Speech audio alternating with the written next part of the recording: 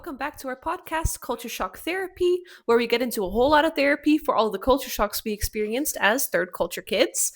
We are your hosts. I am Shona, and this is my sister Tessa, and I just want to welcome you to our 6th episode already, titled Rootless or Rooted. So stay tuned if you would like to dive in with us.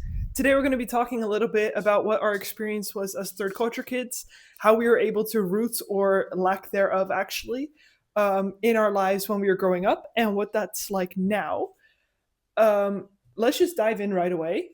I'm pretty curious, how do you look at being rooted or rootless in your experiences with other people, in your relationships, in the places that you live?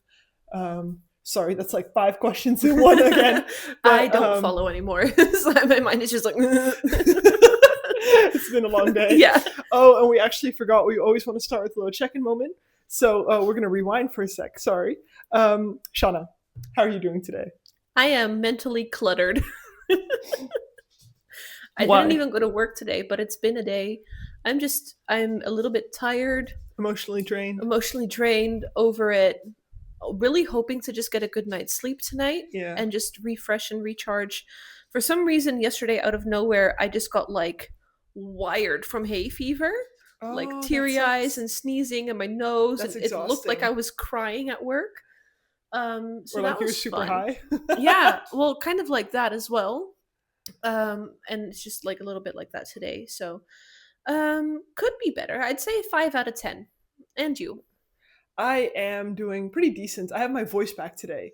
The past week I've not had a voice because I don't know what I had a cold or whatever. It started with Bo getting sick and he just took all of us down. And yesterday at work I got compared to Minnie Mouse. Powerful baby. A big strong baby. Yeah. I got compared to Minnie Mouse at work because my voice was like this the whole time. Which, as you know me, that's nothing like me. So I'm really happy to have my voice back and to not be coughing my lungs out anymore in time for our recording of our 6th episode. So that's very nice. And besides that, I work today. I have weekend now. It's Tuesday, mind you. So, that's like a luxurious life. Our weekends are flipped. Yeah, they really are. No, I'm doing pretty good. So today, like we said earlier, we're going to be talking about being able to lay down roots in our relationships in new countries. And we were just talking about it a little bit outside, preparing for this episode. And I think how we'll go about it is we'll look a little bit into what that was like when we were growing up. Yeah. How we experienced being able to settle somewhere and really kind of deep dive into where we were, or if we stayed very on the surface in our relationships. So I think we'll start from when we were younger. What was that like for you growing up? Well, I think growing up, I wasn't, like when I was younger, like a child, I wasn't very much aware of it because I was always very much under the idea that this is just the way people lived. So you made friends for a year and then you moved away, and that's just how life went. So for like that year, you could be like best friends and then you never spoke again. And in like very special occasions, we would want to go back to visit or keep in touch every now and then. But I think that was more the exception than the norm. And if I may add, we didn't have social media back then. Correct. So you left and that was that. You were lucky if you got an email address. But yeah, I remember my first email address. What was yours? I begged mom and dad to let me have an email address to be able to mail my friends. Yeah. I was Glitter Girl Shauna. I forgot about that. Well, if it helps, I was Rockstar Tessa. And back then my password was the name of my best friend. I don't even remember my password. But we didn't have social media back then, so staying in touch was already a lot more difficult than it would be now. Yeah, it took more effort, I guess, and more patience, because you would like send an email, or like before we would get emails, we would be able to send letters and stuff, or once in a while have like a overseas phone call because it was really expensive. So it took the waiting game to hear back from friends, and then in the meantime things would happen and people just would move on with their life and make new friends. I do remember though, like, because in Dubai I had this best friend. I think we talked about that in the previous episode. Yeah. That I was like, she is my best friend for life. And when I moved, I thought, oh, we're gonna stay best friends forever. And then I saw a picture of her with another girl, and she called her best friend. I felt like so betrayed. Well, and I felt rage. It was so, looking back, I'm like, yeah, but people just move on with their life. It happens, Yeah. friends come and go, but I couldn't wrap my head around that, like, oh, I have a best friend, so this is now my best friend Yeah. for life. And what do you mean there's a new person? Like, Definitely not toxic or claiming or no. no. But I mean, I get that a kid can't really, Yeah. set that straight in their heads. Yeah. Um, But basically that's kind of how I looked at it when I was like quite a bit younger, like still a child. yeah. And I think when we moved to Singapore, when we first moved there, the idea was only that we'd live there for a few years and then move again to Australia. So Australia. the idea that we would really settle there was not yet in my mind. So I guess by the time that I, yeah, kind of developed my roots there, it was like 3, 4 years down the line. Yeah. And then you do end up making friends, and you get into these like habits and routines, and things are just normal. And then one day I just woke up and realized, like, oh, I guess I'm settled here now. Yeah. And I feel comfortable, and this is my life, and I can't really imagine moving next summer, like we would always move in the summer breaks. And making more effort, I guess, to stay in touch with my friends in Singapore, even if they would move, or we moved house, I guess, which is something we did a lot there. But Yeah, but I mean, in the yeah, previous episodes, we've also talked about how you went to my school for a little while, and yeah. then you had to switch schools, and then you came back to my school. I can imagine that that maybe had an impact as well on feeling rooted and growing your Um, relationships. Yeah, but like in a weird way, because I remember when I came back to that school, because I came back 2 years behind, Yeah. due to the homeschool system I was in, and just my lack of motivation to get anything done that was school related. Um, but I came in your grade, Yeah. and when I came back, the people that were my age or that I was in school with previously were in their senior year. And I remember my first day, I was like, oh, I'm gonna like hang out with them now, because those are the kids that I went to fifth through eighth grade with. Yeah. And they were totally not focused on that. And I remember just standing there like, um, What now? what now? Like, we don't really know each other anymore, and we're not really friends anymore. And um, you guys don't really know what to do with me. I don't know what to talk about with you. Yeah. Um, Kind of lost all common ground. Yeah, well, that, because life goes on, and I was absent for several years, and they continued with their life, so it was a very different experience. But I guess it kind of confronted me with the people that I kind of rooted with initially had grown a different direction. Yeah. And I was still, and I think we talked about this in a previous episode as well, that when you come back to a place, you expect it to be like it was. No matter Um, how conscious you are of the fact yeah, that it's not, yeah. it's still just somehow. Yeah, and so then it did feel like, again, even though it may have been minor, like I was uprooted from my expectations and what I thought were my friends and things like that, to try and readjust to, okay, but they're not my people anymore. So trying to like mingle and mix with my new class, which was also your class, and all the struggles that came with My that. people. Your people. um, so yeah, but I do recall being able to move on from that quite easily. I don't remember that being like a long-term problem. It was that first week that was a bit of a mind effery, but other What than a that, nice way to say I it. know, Mind thank you. I'm effery. trying to censor myself a little bit here and there. Mom was like, "You need to mind your language." Oh, really? Yeah. I mean, So, good feedback. yeah, so I'm trying to be mindful. If it slips out though, sorry. That's life. We're chaotic, we're Yeah. real, we're authentic. It sounds really weird to say we're It was authentic. so original. But no, yeah, I can imagine that like messes with you. Yeah, but it was doable.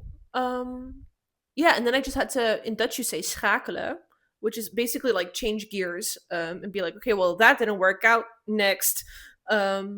And I think I was like that in the relationships as well that I had previously. Which again, not a pride point exactly, but um able to just be like, because you don't really root with people, you don't get into the deep stuff, and you don't you don't like really connect on a deeper level, because I guess we how we grew up, we always kind of kept things on the surface level because we moved around all the time, or other people moved around all the time, so you were constantly uprooted. It's like this grown coping mechanism that it's like, okay, well, you're leaving, or you want to break up, or you're moving to another country or whatever. Okay, bye. uh, And that's that. Dye your hair and be done with it, you know? Um, which seems cold and heartless, and I get why people would think that.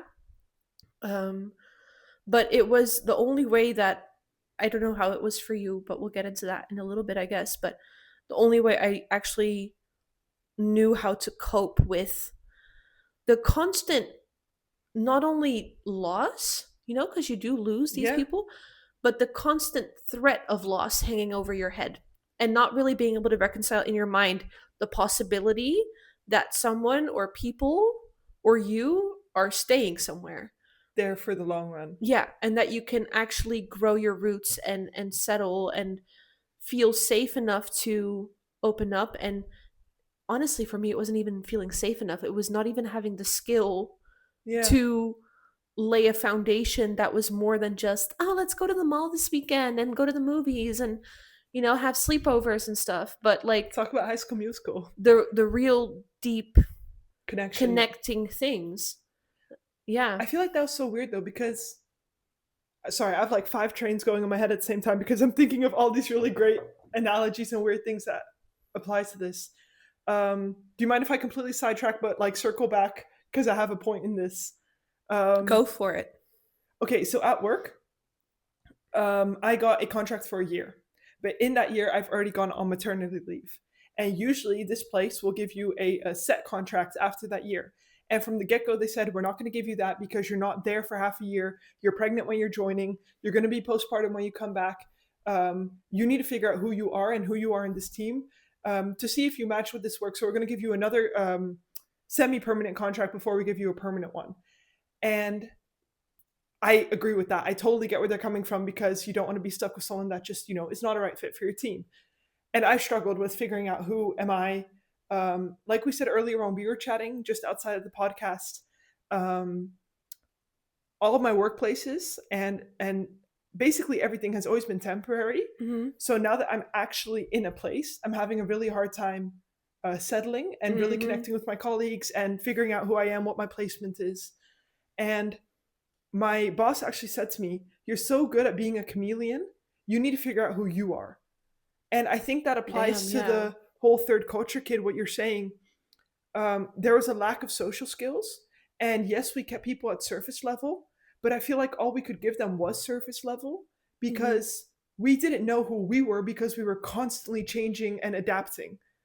And Amen. Yeah. on the one hand, of course, you have a deeper level, Of course. Yeah. but I remember keeping that to myself so much. Mm-hmm. A lot of things where we talk with mom and dad about things that used to happen when we were younger that they say we had no idea that you experienced that or thought Mm-hmm. about it that way. Looking back now, it might have been like a coping mechanism. Like, this is the only thing that's constant. It's safe. I'm the only one to keep it safe with because I'm the only constant? Yeah. I 100% get what you're saying. um I don't know if this sounds like a foreign concept or like relatable to So much hair. other people. I can imagine it would. Um, but I totally get that, because whoever moved, whoever left, even though mom and dad were always there, Different. you always, well, yeah, that was in differing levels as well. You had yourself.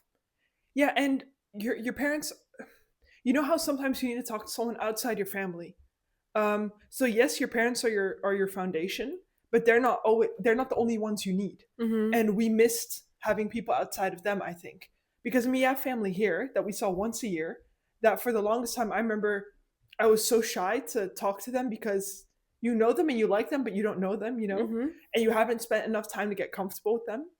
Um, and dad was traveling a lot always for work. So in that, if you really look at it black and white, mom was our only constant.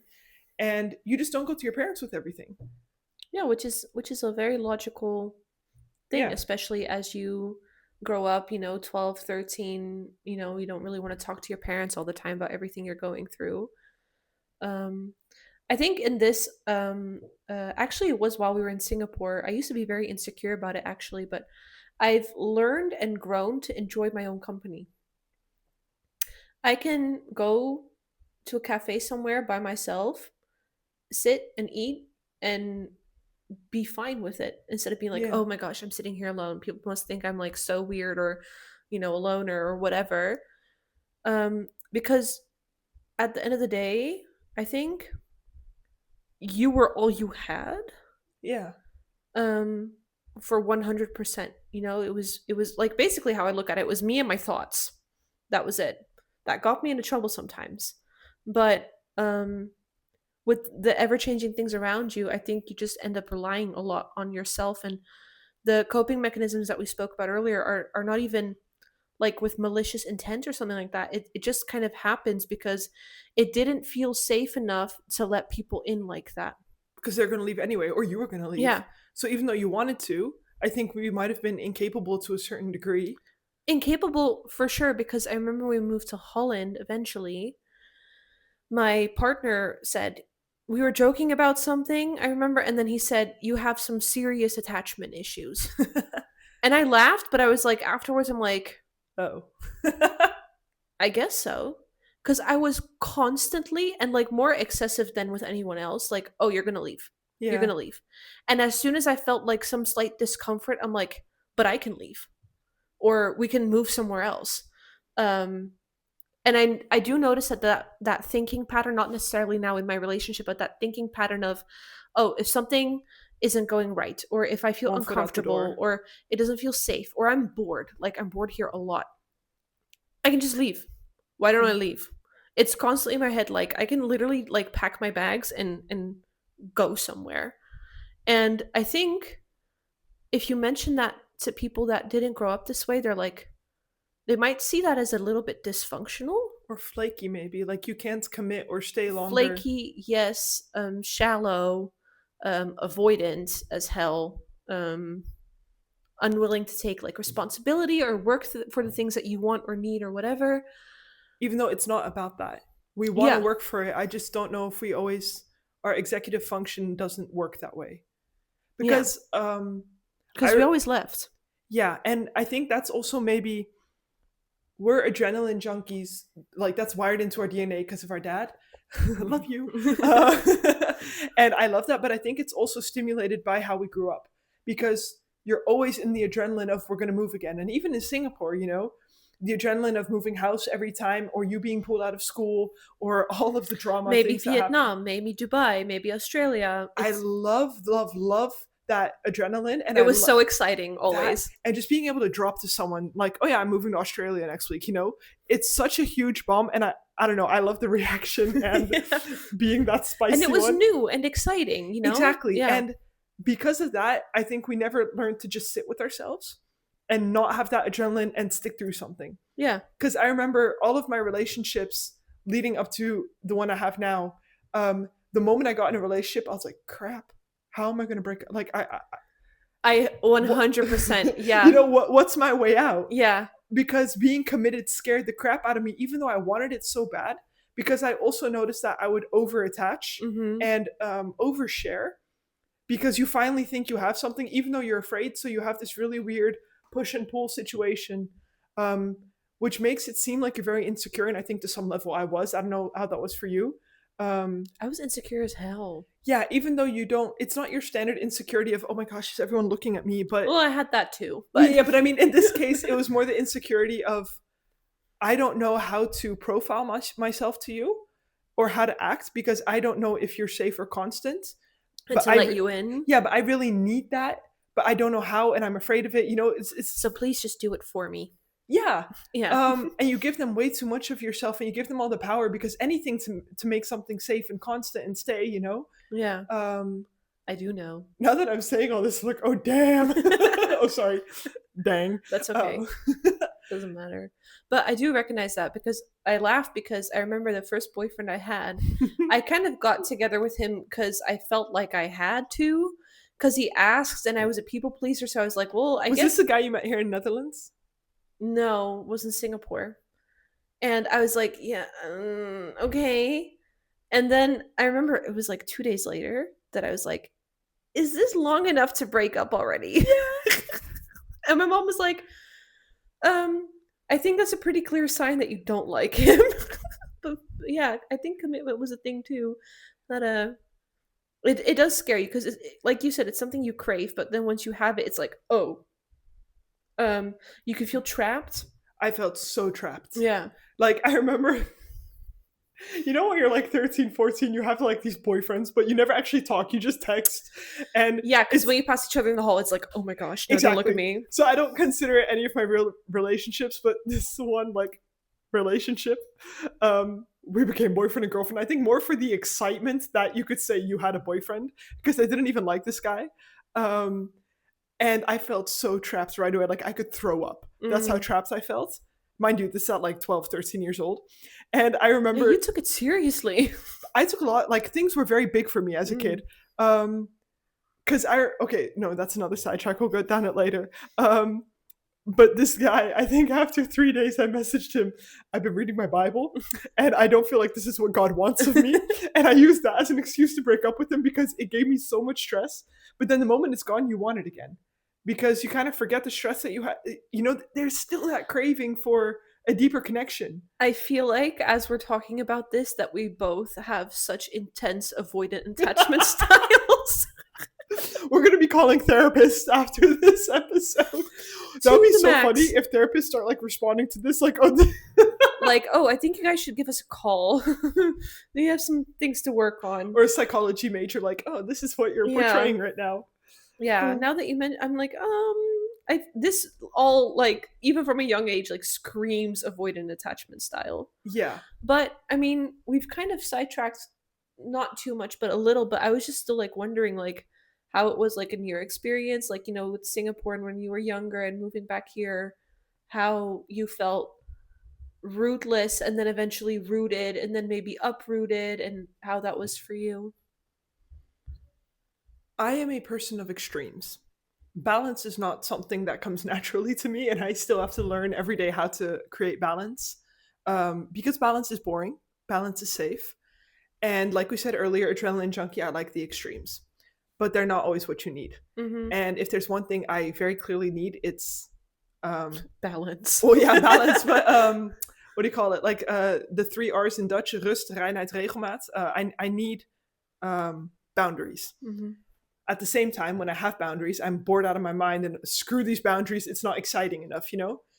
And I think it's a combination of how we grew up as third culture kids and what my personality is like. Mhm. Nature versus nurture. Yeah, because being the extreme person that I can be, I wanted relationships, but I was insecure. Mhm. Like, even just in friendships, I would either not say anything or I would overshare. And then having overshared, I would feel really guilty afterwards. Icky, yeah. Yeah, like literally gross because I was so embarrassed.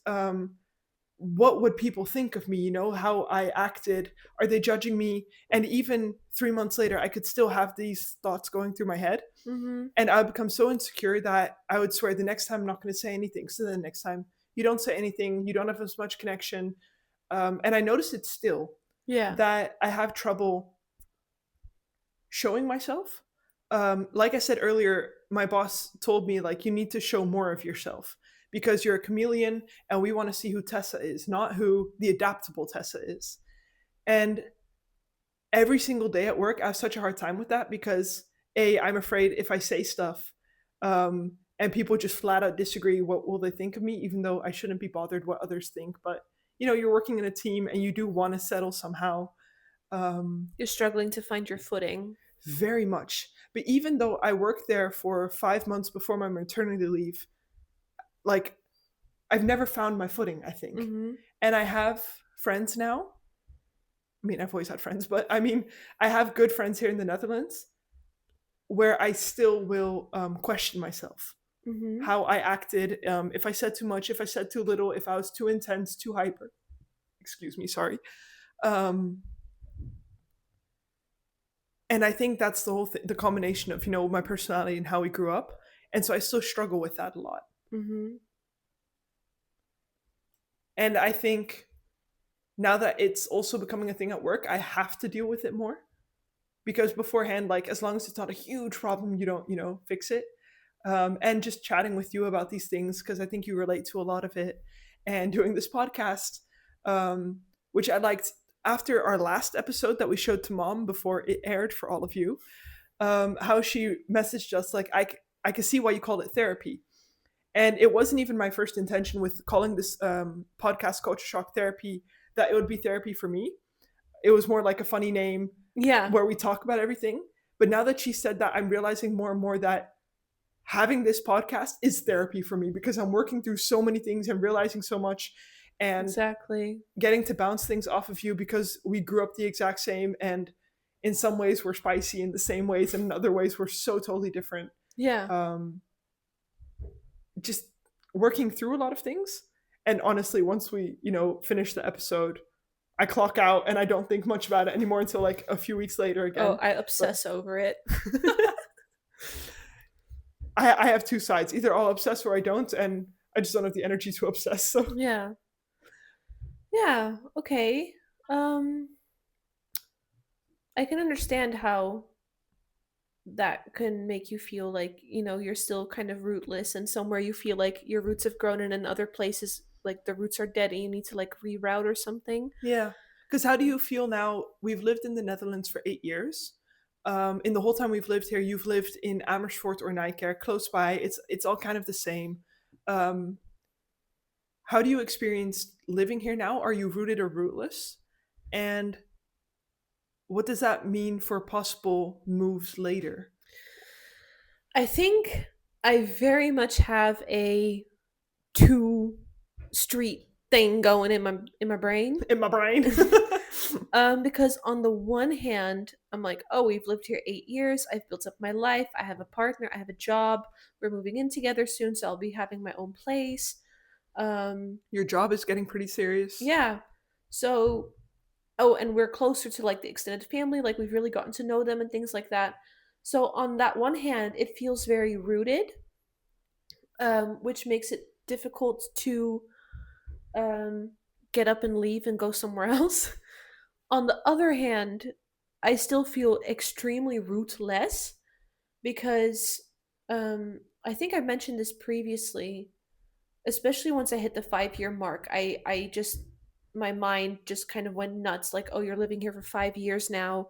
What's Shauna become from, of you? yeah, well, what's become of me? But who am I? Because Shauna from always moving around and from different countries is fading to the background. And now I'm Shauna from Holland, and I don't even know who that is. And I don't know if I like that. What is expected of me? What am I supposed to be doing? And at the same time, like constantly thinking, oh, but like um, imagining and fantasizing moving to Dubai or moving to Tennessee to live like on a farmhouse or something like that, or be like, oh, maybe I could take a trip to Madagascar, or we could go back to Singapore, or What's uh, stopping you? well, yeah, the rooted part, and that's so because like it's this constant struggle, like this kind of paradox, because on the one hand, like I have all of these cravings to get up and leave and go explore somewhere else because I'm kind of bored here, Yeah. like the excitement has worn off, um and wanting to kind of like run away, I guess, and have new adventures and um be me who I always was, because I miss that. I really do miss that. And I still don't really know who me from Holland is. Yeah. I think I just live my life, and every day goes by, and it's just like another day goes by that I live here. Um, and then the thing that's holding me back from just literally going look for a job like in Argentina or something is the rooted part of here. Um, You don't want to give up the roots you have yeah, set here. yeah, and with my partner, I think he can like see me coming like, hey, do you want to move to Argentina? He'll be like, maybe you should go to like a mental hospital or something. Like, are you out of your mind? um, so like that, but like also, my job here, and I have friends here, and you guys live here, and the baby's here, and mom and dad, and it's also just like now the way of life, and so that it's this constant thing of being glad I'm settling, feeling trapped, and then that Yeah. just going back and forth of like, okay, who am I? What do I want? Oh, I want to leave, but I can't leave. Maybe I don't want to leave. It's scary to leave. Oh, but like moving there would be really cool. Oh, but like I could just take a trip there and like hang out with friends from back then. And but oh, but maybe like I can't just get up and leave because my job or my boyfriend or it's this constant thing of rooted versus rootless Yeah. and restless as well. Yeah. I think maybe even more so now than before that we have 2 feet in different worlds. Mm-hmm. When we lived in Singapore, yeah, we're Dutch, and you have 1 foot here and 1 foot in Singapore. But now, even more that you have 1 foot in Holland Mm-hmm. and 1 foot somewhere else that's not here, but you don't quite know where. And you just don't know how to. Reconcile that maybe? Yeah. And you, Yeah. you can't, no matter how hard you try, get 2 feet in one place. Because either way, it feels like you're losing out on something. Yeah, what was it that we were talking about Cards. outside the cards thing? Yeah. Yeah, I think that really matches with the whole thing that I just got into about the struggle of being rooted versus rootless is you're satisfied with what you have, but there's like this Another potential card that you want. unknown what it would bring on the table, but only if you pick it up and look at it will you know what that is. And you have to let go of one of the cards in your hands. Yeah. And but you like that and you feel safe with that. But the other card is also something you want and you can't decide, am I gonna let it go and pick it up or keep what I have? Yeah. And I also sometimes feel like I'm betraying the third culture kid in me by staying Oh here. yeah, explain. Because Just explain. um, I always said that I want to raise my kids abroad. And Mm. part of me still really wants that because I feel like it enriched us so much. And I've always been very open that like it's not for everybody, and Mhm. that's totally fine. But for me, I feel like it's what I need to do. But I got married to a Dutch guy who had lived in the Netherlands all his life, and he's open to moving abroad. But we have a baby now, and we have such a network set up here Yeah. that I can call my mom who lives our mom who lives a few minutes away from here. I have friends that live close by. I know how to get around. I know everything, which makes this safe and predictable. And what do you call it? Like, it feels good to be here because I am in that sense rooted. Content? Yeah. And at the same time, I feel like I'm taking something away from my kid and my future kids, not giving them that Yeah. international experience because I'm afraid to leave. But if I leave, I'm going to miss out on everything that's here. And I think it's in some weird way a FOMO. Mm. Just like, my maternity leave, I left and in my head everybody stayed as they were, but I came back and they all moved on with their lives too. And I don't like that I missed that, Mhm. but I loved that I was on maternity leave with Bo. And I feel like it'll be the same thing moving abroad. I'm going to lose a big chunk of the friendships I have here. Like I'll keep all the friends, but you're not in each other's lives as much Yeah. anymore. Um, and like little me would be disappointed Yeah. that I'm afraid and that I'm still So you here. feel like you're letting down your inner child? My inner international child, Mhm. because I always thought this is the life I'm going to have. Yeah, and that you want to give to your children. Yeah, and they always say like, if you try it and you don't like it, you can always go back home. But at least you tried. It's not like Yeah. on your deathbed you're like, "Oh, I regret not doing that." But I'm just so terrified to do it Yeah. because I finally have like maybe 20% roots here, Mhm. and that's better than none, and I don't want to give that up, you know? Yeah, cuz when you come back it might be like 5%. Yeah, or it might be gone. Yeah. And that's just a very difficult place to be. I don't know how do you feel about that? I do understand and relate to the idea of the fear of coming back and everything being different. So it's almost like this thing of I'm going to give it a different twist. The confirmation people can live without you. Yeah, painful. Yeah. Um and I don't mean that cynically, but more like You want to be sometimes needed where you and feel wanted. like you're needed in like a friend group or a family dynamic or whatever it is. It's shown like time and time again. People are perfectly fine if you leave. And I feel like if I look back in the past, if we've come back to a place, whether to visit or to live, I always had this expectation of, oh, I'm so excited to see them. They must be excited to see me. We can pick up where we left off and everything will be great. And it hurts. And it hurt because it shows because, they moved on with their life and that is very normal because so did we. They can live without you. And um you become irrelevant. Irrelevant. Yeah. Funnily enough, my entire school career in Singapore, I was terrified of becoming irrelevant because I remember the higher you get up in the grades, the more relevant you became at school. Yeah, that was a big thing. In third grade, nobody kind of looks at you. You're a third grader. But once I hit ninth, 10th grade and I really start playing basketball, you become known and Yeah. relevant and popular, and not popular in the mean girls way, but just everybody knows you Yeah. and is kind of friends with you. And I remember always thinking the senior class, I hated graduation because it was so emotional. Yeah, we I bawled our hated, eyes yeah, out. having to say goodbye to people. And then summer starts, and in August school starts again, and nobody remembers the graduating class. Yeah. They're irrelevant. And I was terrified that I would become irrelevant because this school, Singapore, was my life. Yeah. And only It after, was your identity. yeah, and only after leaving that I realized life goes on. I might be irrelevant to them, but I'm not irrelevant because I'm building my life here. And that helped Preach me. it. Yeah. But I was terrified of that because so much, like you said, of my identity and my worth was in this school and in The awards you got for basketball and the recognition and like people, and just that knew you. playing the games and having. Oh, that was great about our school. After the basketball games, the crowd would always make a tunnel, and we'd run through that. Such a good memory. Getting goosebumps, Yeah. chicken skin as I tell it. There's so many little things that make you who you are and are important to you. They and form you. Exactly. And I hated that all of that would be gone, Mhm. and nobody would remember that I ran through that tunnel. Yeah. And that wrecked me. Yeah.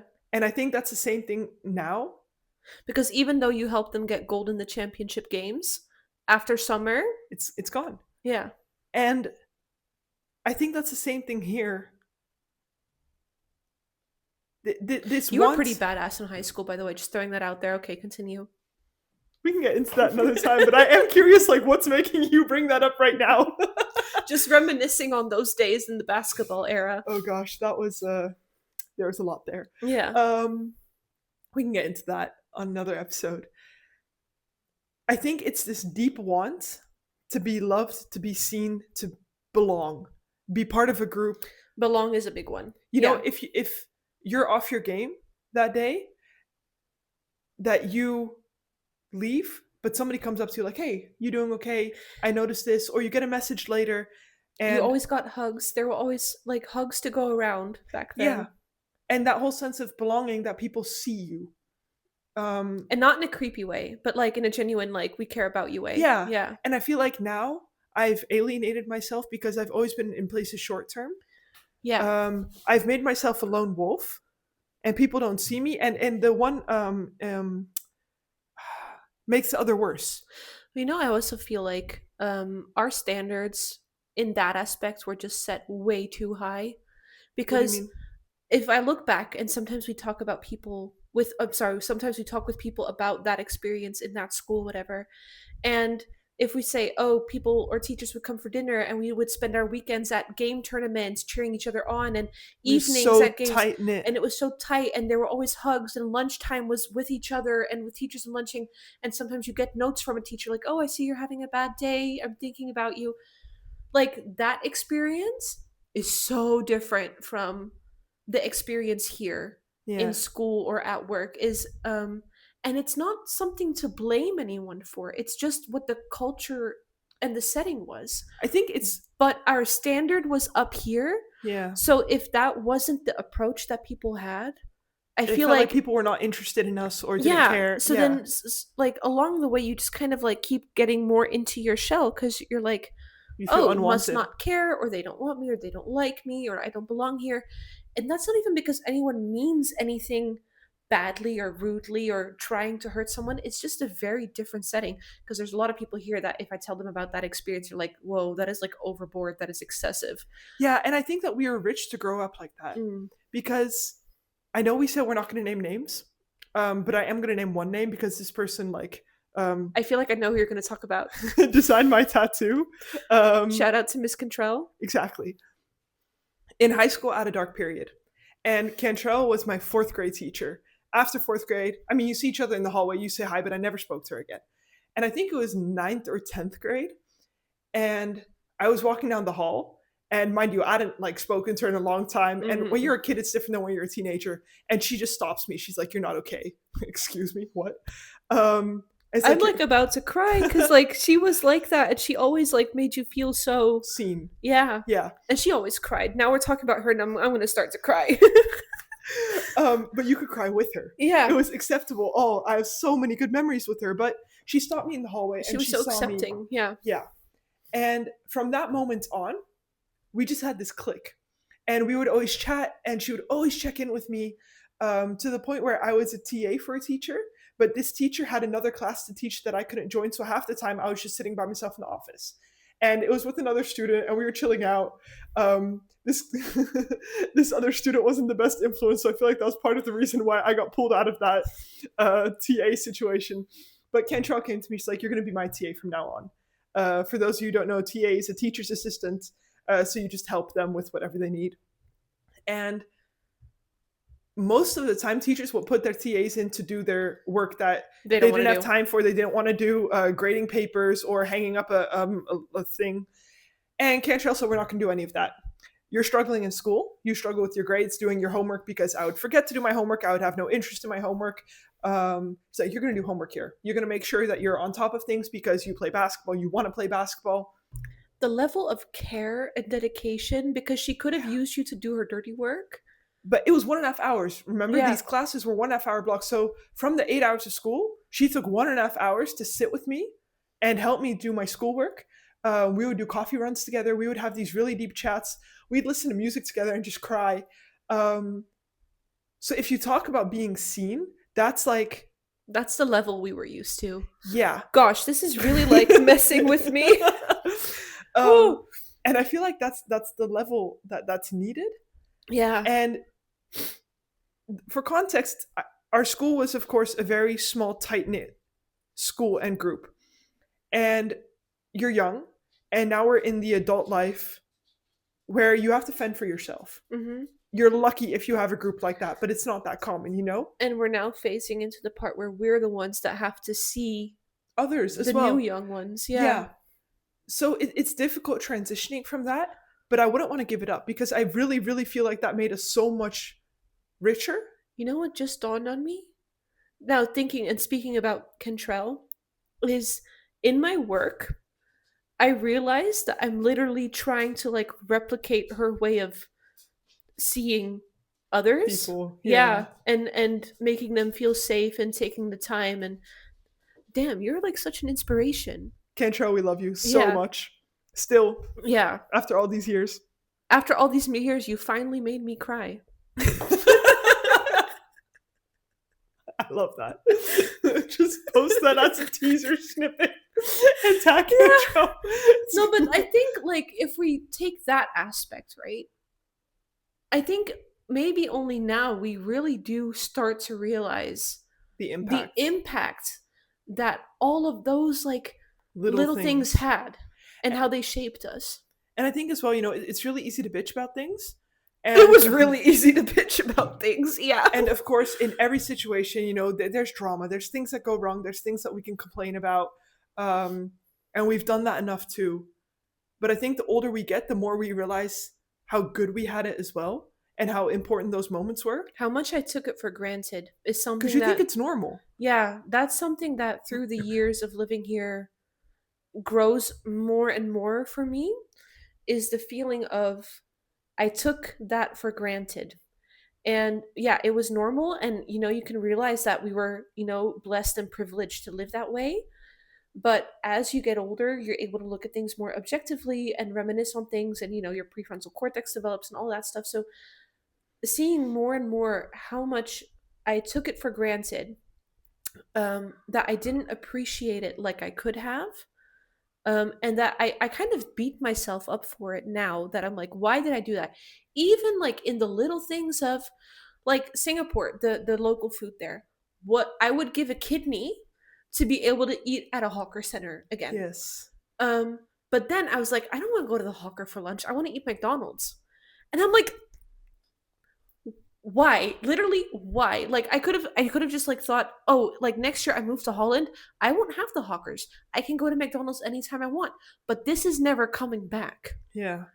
And I think just not having that realization, also not being able yeah, to think that far ahead. yeah. Um, I think the way that our brains work as well is we live in the now very much. The So, future is like a abstract concept. yeah, It doesn't exist. It's like now and death. kind of. I mean, it sounds really extreme, but I do think, like, the whole thing that they often do in schools, like, okay, everybody gets one marshmallow. The teacher leaves the classroom. If you can hold on to your marshmallow, you get a second one. And in my head, I always ate the marshmallow because I want it now. And who cares what I want in 5 minutes? 5 minutes is not promised to you. You have now. Yeah, you could be dead in 5 minutes. Exactly. That's why I So always ate dessert in the middle of buffets. I still do that. Koen last year, yeah, because during my pregnancy, we found a buffet place that we went to here in Nijkerk, and I started eating dessert, and Koen looked at me like, "What Are the you heck are you nuts? doing? We're not done eating yet." I'm like, "Yeah, I know. This is part of it. Like, this is how you do buffets." Um, but not realize, like, not being able to see into the future because you don't know what that's going to be, so you satisfy what you have now. And the thing of, I'm going to eat McDonald's now because that's what I want right now, and not being able to appreciate, but hey, you're not going to have the hawker next year. Go to the hawker. Yeah, appreciate it now. Yeah, Um, yeah. that was a lot. We really did unpack a lot there. Like literally when we were like, we don't even really prep the episodes to be honest, but we kind of like get on a We choose general drift. we choose a subject, and we Yeah. kind of talk like, okay, what's important? But this is not what I was thinking. It does fit the whole, this is It therapy. does fit, and for sure. And I love how it goes Flows. this flow, and realizing the impact some people really had on us. Yeah. But it totally was not what came up in my mind earlier, like at all. So No, it's not what I had either, but I like that, reflecting on our last episode, I said to you, I feel like there's so much more we can unpack on this topic. Um, and this is the vibe I think I mean. Like, going into the deep feelings. yeah. Yeah. So I do think the last episode was about goodbyes and how we deal with that. I definitely think there's going to be part 2 coming up because there's so much more to be said for that. But for now, this is what it is. I think we can close off here. Yeah. We enjoyed having you here with us again today. Thanks so much for listening to us like yap and emotionally unpack, and we still really hope Follow every single yeah, that you can keep track somehow. Yeah. Sort of. Like if you get the drift, we're already extremely happy. But we really, again, like every episode, we really hope that this resonates with someone or touches like someone or makes anybody maybe feel like a little bit less alone Yeah. going through these things. And please do feel free to reach out to us. Yeah. Or if you have an opinion you want to share or an experience, or you just enjoy or don't enjoy listening to our podcast, our main goal is to connect. That's an option. Maybe you don't like it. That's okay. Uh, You don't have to like it. This is basically just where we work through our third culture experiences and life. And want to take others with us. Yeah. To give others insight and hopefully let other people connect with it as well. So we'd love to hear from you. I know a lot of people say that, but I feel like we genuinely mean it. We'd love And- to eventually build like a friend community, honestly, Yeah. with people who've had similar experiences. And we kind of hope that this is like a gateway to that, to get people to get in touch. And so if you do want to like contact us, we do have an email. I believe Culture Shock Therapy Podcast at gmail.com. You can also send us a message on Instagram, which our username is also Culture Shock Therapy Podcast.